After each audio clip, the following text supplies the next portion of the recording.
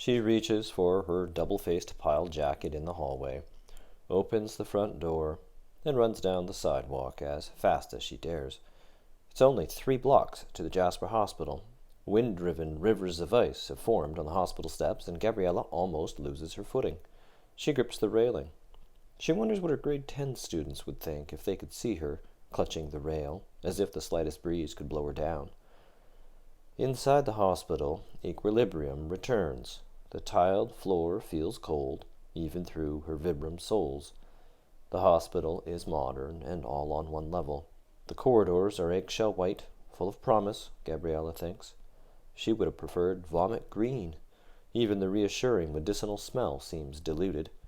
The scent reminds her of the homemade cleaning solution she prepared at Liam's insistence. She used the mixture for a week, until she noticed that it took twice as long to remove grime as the concentrate she bought at the janitorial supply store. Liam hadn't noticed that she'd stopped using it. The nurse at the station nods to Gabriella. "It will just be a few minutes," she says. "Won't you have a seat?" She can't be more than 22, thinks Gabriella. 3 years younger than she is. She sinks into the vinyl couch. Only 3 weeks since the accident, and it seems as if she's been waiting forever. On that morning 3 weeks ago, a light frost had silvered the club moss along the trail. Ahead, the plum-colored peaks of the Moline Mountain range cut razor-sharp silhouettes against the sky. Gabriella noticed how Liam's thick black hair was cut as fashionably as ever, unusual for a climber, although his face appeared lined and travel-worn. Gabriella hadn't proposed the hike until the night before. She'd called it one last outing before the snow comes. She didn't want to let on that it might mean anything much to her. At the lake, she'd planned to bring up the subject of the lease. The landlord said he'd have to know by October 31st if they would sign for a year. Housing was so tight in Jasper. He had at least 3 people who would take the house sight unseen. Would they sign the lease or not? He always speaks to her about these matters, not Liam. The morning sky began to cream with cumulus clouds. Below, in the valley, the dark greens of white spruce and tarnished golds of the poplars wove an intricate montane tartan. Liam stayed in the lead. At times, Gabriella had to run, the way her students sometimes did, to keep up with her on the field trips to nearby bogs and meadows, but she didn't mind Liam's pace. She sensed a special energy to the day.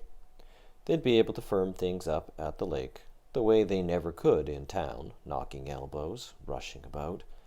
She couldn't take the uncertainty much longer, now that Liam was talking about going off again for the winter, and she couldn't afford to keep the house herself.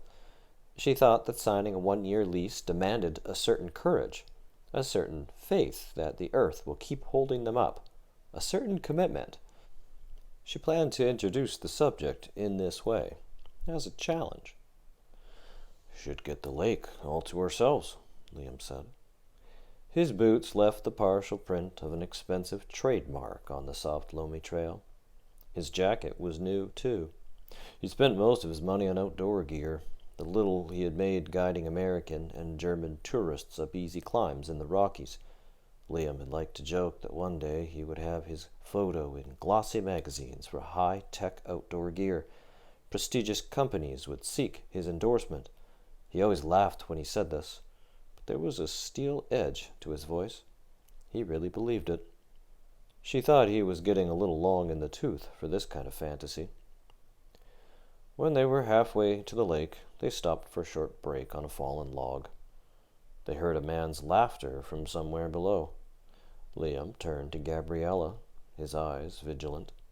She had seen that expression once before, when Clive, one of the other mountain guides in the town, asked Liam if the rumors were true. Had he almost lost his nerve on Mount Robson last year, when he realized the American climber he was guiding couldn't set up a belay that gave Liam adequate protection? Liam told Clive to go to hell.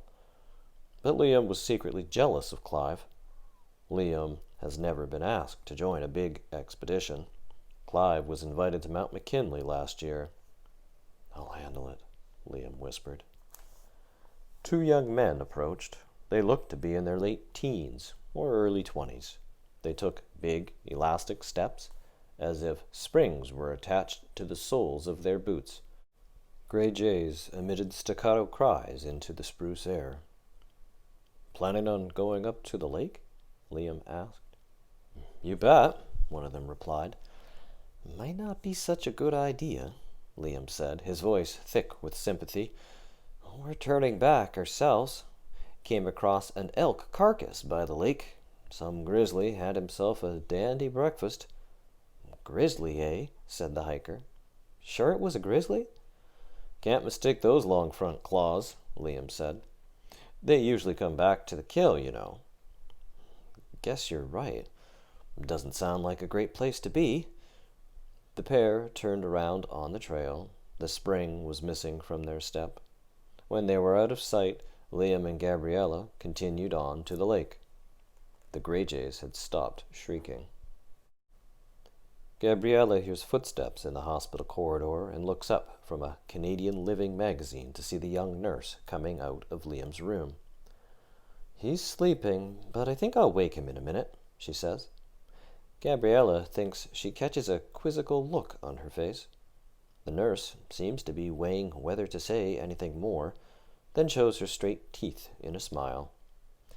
"He really wants you to be here today, doesn't he?" Gabriella nods. She doesn't know what to say. The nurse leaves her and pads down the corridor. Gabriella draws her legs under her. Her feet still feel icy. "Tell us what happened," the strangers said, pressing in on her with their uniforms, badges, khaki jackets, and pressed pants. All of them urged her to tell. "To aid in our understanding of how these attacks occur," said one warden, a safety specialist with a smooth chin and a particularly insistent manner. In the end, Gabriella felt she'd fooled them all. Oh, she'd answered all the questions, but that wasn't the same as telling the whole story. How could she, when it still wasn't clear? Gabriella watches as a merlin alights on a bare branch outside the window. Odd that he'd get so close. Then she sees the streaky yellow plumage. Just a baby. He thinks the world is a nurturing place. Where is that nurse? Gabriella looks again at the merlin and remembers how she taught Liam to spot wildlife. He said he hadn't really taken much notice up till then. His eyes were always on the peaks. But he wanted to know more. This was after they'd moved in together, before he'd gone off to Leavenworth with Clive for 2 weeks climbing that turned into 6 weeks. She and Liam had been looking for wildlife up on the pyramid bench. Liam couldn't see anything. Gabriella said the problem was that he was trying to focus on a single object. Instead, he should try to soften his eyes and take in the entire horizon. Liam tried this. He wasn't always willing to learn from people who might know more than he did, but she hoped he'd recognize her authority here. After all, she was the biology teacher. They crouched behind a stand of young spruce. In a few minutes they observed movement at the edge of the forest, a cow moose, holding her head high, ears up instead of out. "Means she senses danger," Gabriella said. "She probably has a calf around here. Better freeze. The worst thing to do would be to run." They both froze. Afterwards, Liam said he'd learned a lot being out with her. It opened his eyes, he said. At noon, Gabriella and Liam reached the lake. She found a rock of flat limestone along the shore, and they spread their foam pads to sit on. Liam dug into his pack and pulled out a small bottle of Remy Martin, French bread, a wedge of camembert, and chocolate-covered almonds. She felt a small rush of pleasure. He never lost the ability to surprise her, sometimes through astonishing small deceits, sometimes through extravagant gestures. In a way, he reminded her of the plants and animals she so loved teaching her students about, organized, coded, identifiable as a type, but ultimately unknowable. Gabriella decided not to mention the foil-wrapped egg sandwiches in her day pack. She wouldn't dream of spoiling his surprise. "To celebrate," Liam said. He didn't say right away what they would be celebrating, but Gabriella took this as an encouraging sign. She planned to mention the lease after lunch. She imagined winter nights with Liam hunkered over topographical maps at the yellow kitchen table. Only this time she saw him studying places they could explore together, high meadows and alpine lakes. She smiled up at him. "Clive and I worked it out last week," Liam said. He shook his crop of black hair, and his voice pranced.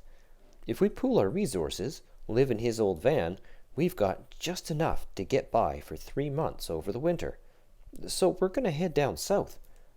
The words hit Gabriella like small, sharp rocks. "I've had enough of this limestone," Liam continued. 3 months of good technical rock, I'm talking Yosemite, maybe New Mexico, is going to make all the difference for me." Gabriella grabbed for her pack, pushed herself off the rock. She strode as fast as she could without running. She didn't care where. Once she looked back, Liam was following her. Let him hoof it a little, she thought. She willed herself to walk fast and stay angry, because she didn't want to think about what might happen to her if she relented one more time. Maybe there would be nothing left of her except endurance. Maybe all her other strengths would be sucked away. She'd seen it happen. The sandy shore of the lake ended, and Gabriella crashed through a thick stand of dwarf birch and rock willows. A twig snapped and cut into her cheek. She hauled herself through one last bush to the end of the lake, where the willows gave way to huckleberries. The grizzly sow stood 20 paces ahead. The bear's hump and dished-in face were unmistakable. There was not a climbing tree within sight. In that instant, every cell in Gabriella's body yearned to turn and flee. But some inner force held her, a force she'd never before sensed. Gabriella dropped her eyes from the bear's stare and slumped her body forwards. She noticed how scuffed her boots were. She knew that if she retreated too quickly, the bear would be on her like a cat in a wounded bumblebee. She tried moving one foot back. The bear stepped forwards a foot or two. Gabriella froze. The bear stopped. Behind her, she heard rustling in the shrubbery, and then Liam's voice. "Jeez," he said. It took all her willpower to stay where she was. "Try backing off slowly," she said. "Bluff him, remember?" And now, as Gabriella sits on the hospital couch, the part that was missing comes back. How she waited to hear Liam take 1 or 2 cautious steps backwards. How instead, after one long minute, she heard the rustle of footsteps through shrubbery. Liam wasn't just stepping back. He was running away as fast as he could. Gabriella hit the ground as the bear lunged forwards. She intertwined her fingers behind her neck, legs drawn up over her vitals. But even as her forehead pressed against the gravelly earth, she felt the powerful sweep of the bear hurtling past. It was giving full chase. The nurse is back. She bends down to Gabriella. "He'll be counting on your reaction," she says. "Are you sure you feel up to it?" Gabriella nods, but as she's ushered into Liam's private room, she's no longer so sure. He sits propped up in bed beside a table brimming with gladioli, carnations, cards from the climbing team. He looks a bit like pictures she has seen of mummified Egyptian princes, bandages wind round his scalp, over his cheeks and forehead and chin. Only his blue eyes, nostrils, and mouth are visible. What was it the doctor had told her after they airlifted him to the hospital? No damage to the vital organs, that's the main thing. Then he'd listed the injuries. Gabriella had to bite down on her fist to keep from screaming. "Gabriella," Liam whispers. She goes to his side. Broad beams of light penetrate the room from the west window and hurt her eyes. "I'm here," she says. She places her palm lightly over one of his bandaged hands. "I'm glad." Liam stares at her unflinchingly. "I thought you'd be here before this." "I've been here every day for the last 3 weeks," Gabriella says. "You've been sleeping most of the time. It's just hard for you to remember." "You know I wasn't trying to run away up there," Liam says. "You know that." "Of course." "I meant the bear to come after me instead of you," he says. Gabriella's mouth feels dry. She looks at her outstretched fingers, the irregular roof her knuckles and joints form over Liam's bandaged hand. She wonders if she could move her hand if she tries. For a moment, she hears Clive's accusing voice and the bear's low grunt. The doctor sweeps into the room, and the nurse announces that they are ready to begin. The nurse starts to snip at the facial bandage. Liam's forehead emerges, what is left of his eyebrows, just shadowy lines, really, then the cheeks and chin. Beneath the bandages, the skin is all puffed up, mottled with ridges of shiny, rubbery scar tissue crisscrossing like tributaries on a map. Gabriella's eyes linger on her feet. When the last bandage is removed, she pulls her chair closer to the bed and stretches her lips into a smile. She knows in her bones that she can manage this way, for the rest of the afternoon, at least. She still has that much bluffing left in her.